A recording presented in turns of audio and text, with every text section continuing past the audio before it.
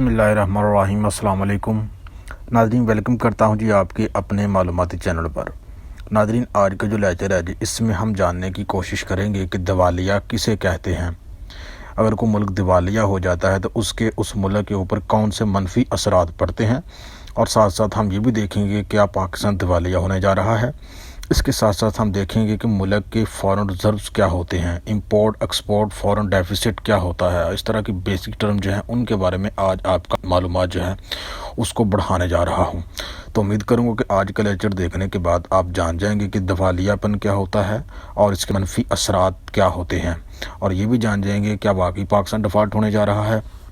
तो शुरू कर लेते हैं। सबसे पहला बेसिक क्वेश्चन आदमी हमारे सामने आता है कि दिवालिया होता क्या है, what does default mean. So simple अल्फाज में आपको बताने वाला हूँ कि कोई भी मुल्क जब बाहर के मुल्कों से या बाहर के मालियाती अदारों जैसा कि IMF और वर्ल्ड बैंक वगैरह हैं, इनसे लिए गए कर्ज़े तय की गई शराइत के तहत वापस करने की सलाहियत खो देता है, तो वो मुल्क डिफ़ॉल्ट करार दे दिया जाता है बैनुल-अक़वामी तौर पर। उसको कहा जाता है कि ये मुल्क डिफ़ॉल्ट कर गया है। फिर सुन लीजिए कि जो मुल्क बाहर के मुल्कों से या बाहर के मालियाती अदारों से या बैंकों से लिए गए कर्ज़े तयशुदा शराइत के तहत वापस नहीं करता, उसको डिफ़ॉल्ट करार दे दिया जाता है। आपको बताते चलें कि दो किस्म के कर्ज़े होते हैं हर मुल्क के ऊपर, एक अंदरूनी कर्ज़ा होता है, एक बैरूनी कर्ज़ा होता है। अंदरूनी कर्ज़े तो मुल्क जो है वो अपने मुल्क में करेंसी छाप के वापस कर देता है, लेकिन जो बाहर के कर्ज़े होते हैं वो करेंसी छाप कर वापस नहीं हो सकते, क्योंकि वो डॉलर की सूरत में लिए होते हैं और डॉलर की सूरत में उनको वापस करना होता है। अब आप समझ चुके होंगे कि डिफ़ॉल्ट क्या होता है। अब डिफ़ॉल्ट से ही निकलता है जी कोई मुल्क डिफ़ॉल्ट क्यों करता है। तो जी डिफ़ॉल्ट कोई मुल्क इसलिए करता है कि उसके जो फॉरेन रिज़र्व होते हैं वो ख़त्म हो जाते हैं। अब फॉरेन रिज़र्व क्या होते हैं, ये भी क्वेश्चन नंबर 3 जो है हमारे ज़हन में आया है। तो जो फॉरेन रिज़र्व जो होते हैं ये किसी भी मुल्क का कौमी ख़जाना होता है। इसमें मुल्क के कौमी ख़जाने में जो है डॉलर की सूरत में उसके फॉरेन रिज़र्व होते हैं, जिसके जितने ज़्यादा फॉरेन रिज़र्व होते हैं वो मुल्क माशी तौर पर उतना ज़्यादा मजबूत होता है। आपकी मालूमात के लिए आपको बताएं कि पाकिस्तान के फॉरेन रिज़र्व हैं टोटल 20 अरब डॉलर के अराउंड अबाउट। अब कोई भी पाकिस्तान ने जो किस्त अदा करनी है, कर्ज लिया हुआ है बाहर से, तो वो डॉलर की सूरत में इन फॉरेन रिजर्व से बाहर के मुल्कों को कर्जा वापस करेगा। अब नाज़रीन, अगला क्वेश्चन हमारे जहन में ये आता है कि ये फॉरेन रिजर्व जो हैं ये क्यों ख़त्म होते हैं। तो फॉरेन रिजर्व जनाब आपके इसलिए ख़त्म होते हैं कि आपकी जो इंपोर्ट होती है वो एक्सपोर्ट के मुकाबले में ज़्यादा हो जाती है। इसका क्या मतलब हुआ कि आपके यहाँ डॉलर कम आ रहे हैं और बाहर के मुल्क में डॉलर ज़्यादा जा रहे हैं। फिर क्या होता है कि आपके मुल्क में डॉलर की शॉर्टेज हो जाती है, और आप डॉलर की शॉर्टेज को पूरा करने के लिए बाहर के मुल्कों से कर्ज़े लेते हैं। अब आपका कॉन्सेप्ट क्लियर हो गया कि पाकिस्तान कर्ज़े क्यों ले रहा है, क्योंकि हमारी इंपोर्ट जो है वो एक्सपोर्ट के मुकाबले में कम है।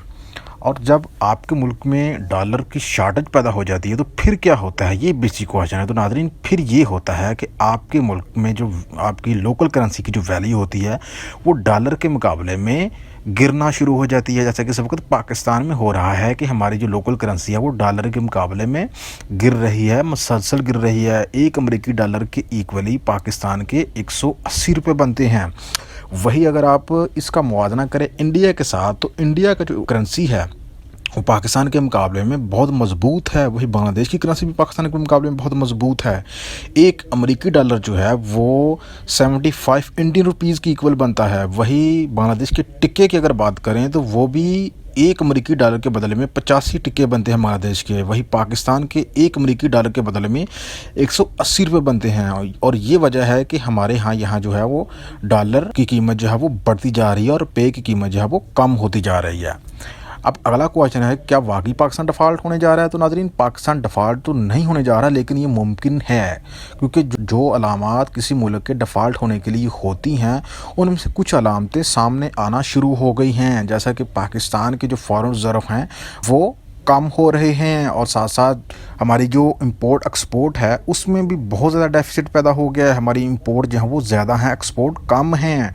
और थर्ड जो है कि पाकिस्तान बाहर के मुल्कों को कर्ज़े वापस करने की सलाहियत से अभी महरूम नहीं हुआ, और हम हर साल जो है बाहर के मुल्कों से या बाहर के मालियाती अदारों से लिए गए कर्ज़े वापस कर रहे हैं, उनकी किस्तें वापस कर रहे हैं। सो लिहाजा अभी पाकिस्तान को डिफ़ॉल्ट قرار دینا قبل از وقت ہوگا، لہٰذا پاکستان فی الحال ڈیفالٹ نہیں کر رہا۔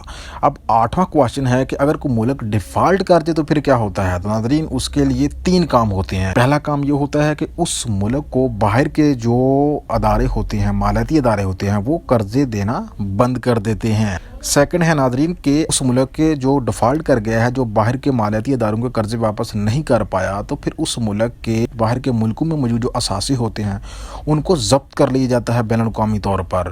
کوئی بھی ملک جب قرضے لیتا ہے تو وہ اپنے اثاثوں کو گروی رکھ کر ہی قرضے لیتا ہے، یہ شرائط میں طے ہوتا ہے، اور باہر کے جو ادارے ہیں وہ اپنے قرضے کی قیمت جو ہے پوری کرنے کے لیے اس ملک کے اثاثوں کے اوپر قبضہ کر لیتے ہیں۔